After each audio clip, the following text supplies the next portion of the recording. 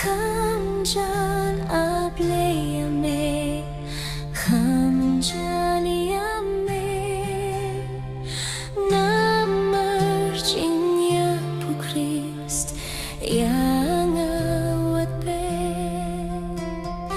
hantangan rewai de, khamjan ableyame, khamjan ableyame. Khamjan ableyame, lakum unong edwir, lasep kasni, jing dumiyang akalap, ngadem kakle.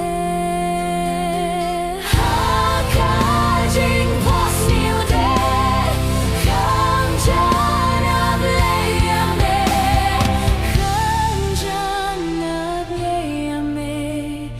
Khamjan ableyame,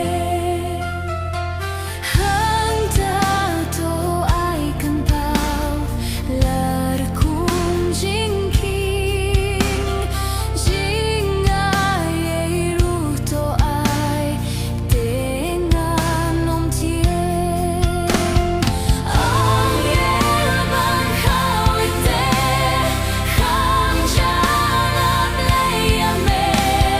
Khamjan ableyame, khamjan ableyame, habang atang syupet, jinggungan say, nalaki jing kuslay, bertel mentay, haki jing ginger day.